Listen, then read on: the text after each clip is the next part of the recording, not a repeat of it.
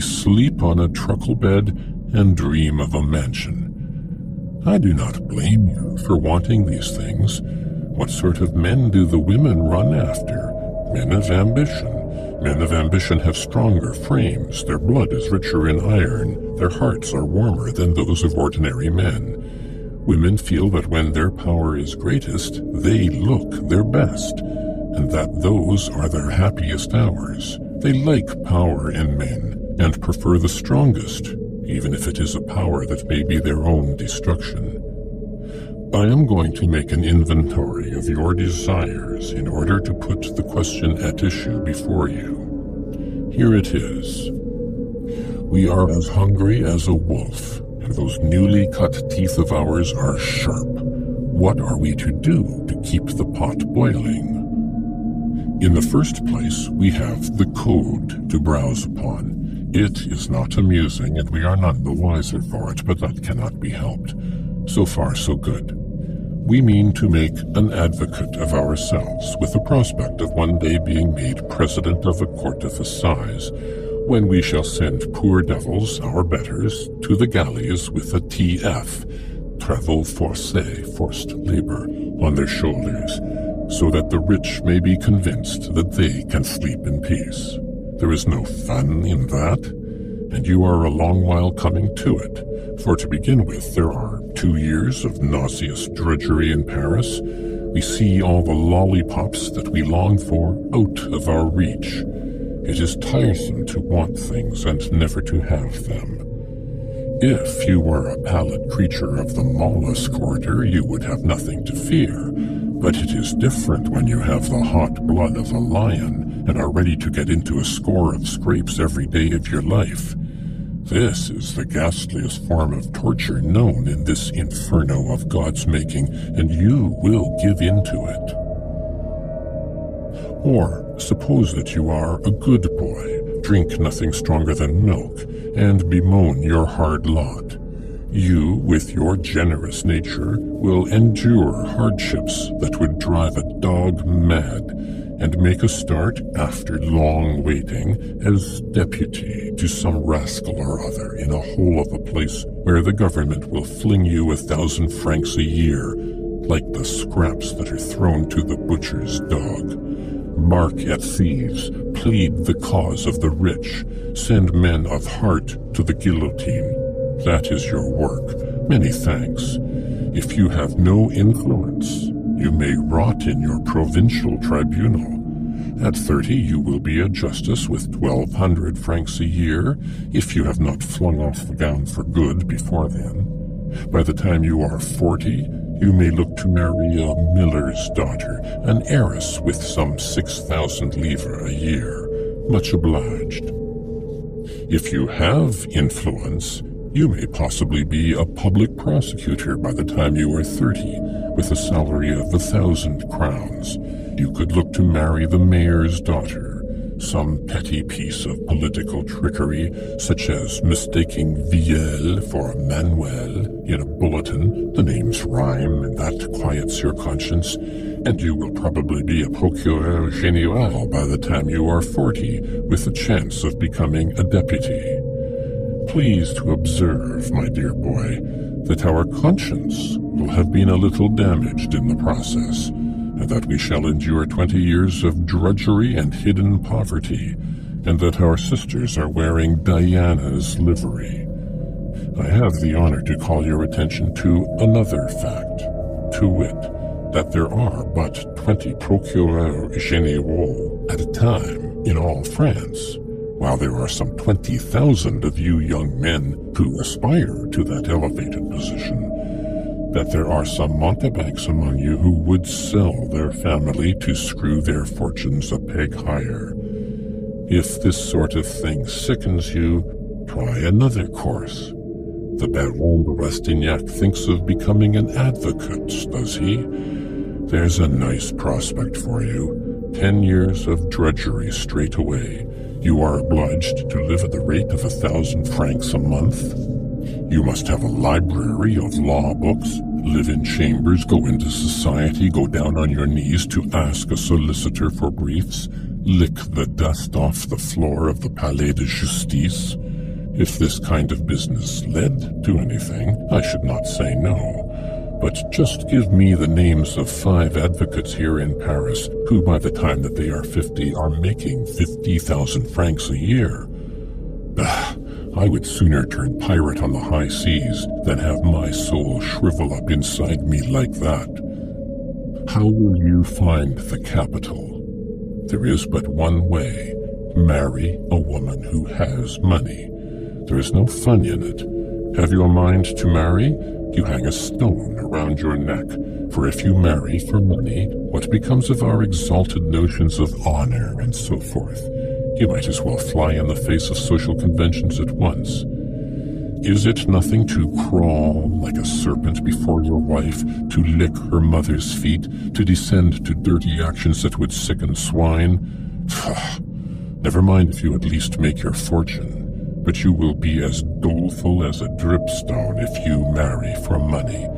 It is better to wrestle with men than to wrangle at home with your wife.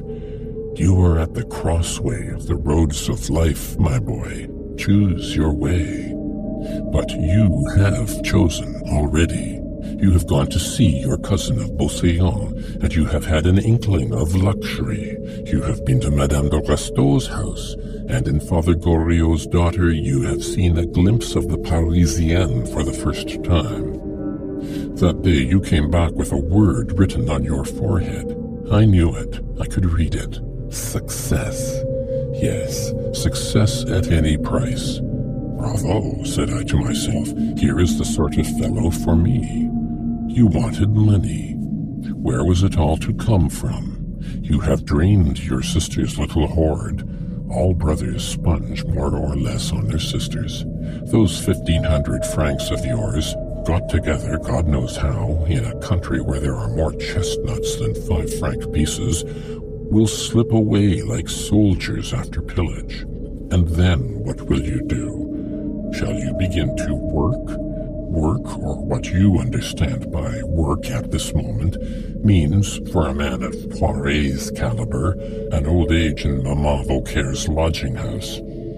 There are 50,000 young men in your position at this moment, all bent as you are on solving one and the same problem: how to acquire a fortune rapidly.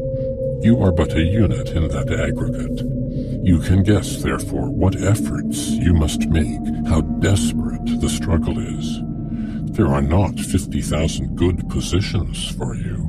You must fight and devour one another like spiders in a pot. Do you know how a man makes his way here? By brilliant genius or by skillful corruption. You must either cut your way through these masses of men like a cannonball, or steal among them like a plague. Honesty is nothing to the purpose. Men bow before the power of genius. They hate it and try to slander it, because genius does not divide the spoil. But if genius persists, they bow before it. To sum it all up in a phrase, if they fail to smother genius in the mud, they fall on their knees and worship it. Corruption is a great power in the world, and talent is scarce. So corruption is the weapon of superfluous mediocrity. You will be made to feel the point of it everywhere. You will see women who spend more than 10,000 francs a year on dress, while their husband's salary, his whole income, is 6,000 francs. You will see officials buying estates on 12,000 francs a year. You will see women who sell themselves body and soul to drive in a carriage belonging to the son of a peer of France who has a right to drive in the middle rank at Longchamp. You have seen that poor simpleton of a Goriot obliged to meet a bill with his daughter's name at the back of it, though her husband has 50,000 francs a year. I defy you to walk a couple of yards anywhere in Paris without stumbling on some infernal complication. I'll bet my head to a head of that salad that you will stir up a hornet's nest by taking a fancy to the first young, rich, and pretty woman you meet.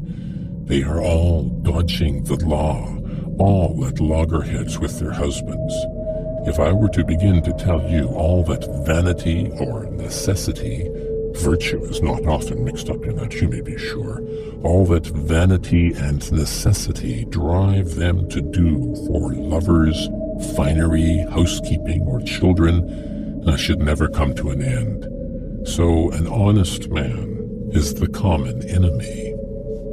But do you know what an honest man is? Here in Paris, an honest man is the man who keeps his own counsel and will not divide the plunder. I am not speaking now of those poor bond slaves who do the work of the world without a reward for their toil. God Almighty's outcasts, I call them. Among them, I grant you, is virtue in all the flower of its stupidity, but poverty is no less their portion. At this moment, I think I see the long faces those good folk would pull if God played a practical joke on them and stayed away at the last judgment. Well then, if you mean to make a fortune quickly, you must either be rich to begin with, or make people believe that you are rich. It is no use playing here except for high stakes. Once take to low play, it is all up with you. If in the scores of professions that are open to you, there are 10 men who rise very rapidly, people are sure to call them thieves. You can draw your own conclusions. Such is life. It is no cleaner than a kitchen. It reeks like a kitchen, and if you mean to cook your dinner, you must expect to soil your hands. The real art is in getting them clean again, and therein lies the whole morality of our epoch. If I take this tone in speaking of the world to you, I have the right to do so. I know it well. Do you think that I am blaming it? Far from it. The world has always been as it is now. Moralist strictures will never change it. Mankind are not perfect, but one age is more or less hypocritical than another, and then simpletons say that its morality is high or low. I do not think that the rich are any worse than the poor. Man is much the same, high or low, or wherever he is. In 1,000,000 of these human cattle, there may be half a score of bold spirits who rise above the rest, above the laws. I am one of them. And you, if you are cleverer than your fellows, make straight to your end and hold your head high. But you must lay your account with envy and slander and mediocrity, and every man's hand will be against you. Napoleon met with a minister of war, Aubry by name, who all but sent him to the colonies. Feel your pulse. Think whether you can get up morning after morning, strengthened in yesterday's purpose. In that case, I will make you an offer that no one would decline. Listen attentively. You see, I have an idea of my own. My idea is to live a patriarchal life on a vast estate, say 100,000 acres, somewhere in the southern states of America. I mean to be a planter, to have slaves, to make a few snug millions by selling my cattle, timber, and tobacco. I want to live an absolute monarch, and to do just as I please, to lead such a life as no one here in these squalid dens of lath and plaster ever imagines. I am a great poet. I do not write my poems. I feel them and act them. At this moment I have 50,000 francs, which might possibly buy 40 Negroes. I want 200,000 francs, because I want to have 200 Negroes to carry out my notions of the patriarchal life properly. Negroes, you see, are like a sort of family ready grown, and there are no inquisitive public prosecutors out there to interfere with you. That investment in ebony ought to mean 3 or 4 million francs in 10 years' time. If I am successful, no one will ask me who I am. I shall be Mr. 4 Millions, an American citizen. I shall be 50 years old by then, and sound and hearty still. I shall enjoy life after my own fashion. In 2 words, If I find you an heiress with 1 million, will you give me 200,000 francs? 20% commission, eh? Is that too much? Your little wife will be very much in love with you. Once married, you will show signs of uneasiness and remorse. For a couple of weeks you will be depressed. Then, some night after sundry grimacings, comes the confession between 2 kisses. 200,000 francs of debts, my darling. This sort of farce is played every day in Paris, and by young men of the highest fashion. When a young wife has given her heart, she will not refuse her purse. Perhaps you are thinking that you will lose the money for good? Not you. You will make 200,000 francs again by some stroke of business. With your capital and your brains, you should be able to accumulate as large a fortune as you could wish. Ergo, in 6 months you will have made your own fortune and our old friend Vautrin's, and made an amiable woman very happy, to say nothing of your people at home, who must blow on their fingers to warm them in the winter for lack of firewood. You need not be surprised at my proposal, nor at the demand I make. 47 out of every 60 great matches here in Paris are made after just such a bargain as this.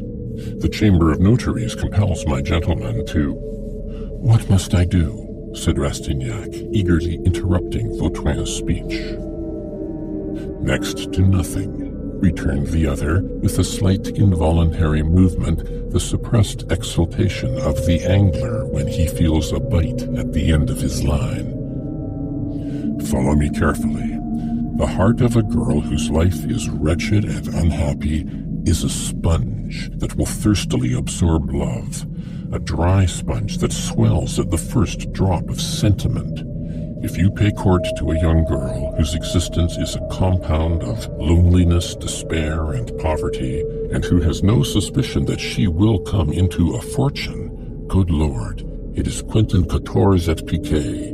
It is knowing the numbers of the lottery beforehand. It is speculating in the funds when you have news from a sure source. It is building up a marriage on an indestructible foundation. The girl may come in for millions, and she will fling them as if they were so many pebbles at your feet. Take it, my beloved. Take it, Alfred, Adolphe, Eugène, or whoever it was that showed his sense by sacrificing himself for her. And as for sacrificing himself, this is how I understand it. You sell a coat that is getting shabby so that you can take her to the Cadran Bleu, treat her to mushrooms on toast, and then go to the Ambigu Comique in the evening. You pawn your watch to buy her a shawl. I need not remind you of the fiddle-faddle sentimentality that goes down so well with all women. You spill a few drops of water on your stationery, for instance. Those are the tears you shed while far away from her. You look to me as if you were perfectly acquainted with the argot of the heart. Paris, you see, is like a forest in the New World, where you have to deal with a score of varieties of savages, Illinois and Hurons, who live on the proceed of their social hunting. You are a hunter of millions. You set your snares, you use lures and nets. There are many ways of hunting. Some hunt heiresses, others a legacy. Some fish for souls, yet others sell their clients, bound hand and foot. Everyone who comes back from the chase with his game bag well filled meets with a warm welcome in good society. In justice to this hospitable part of the world, it must be said that you have to do with the most easy and good-natured of great cities. If the proud aristocracies of the rest of Europe refuse admittance among their ranks to a disreputable millionaire, Paris stretches out a hand to him, goes to his banquets, eats his dinners, and hobnobs with his infamy.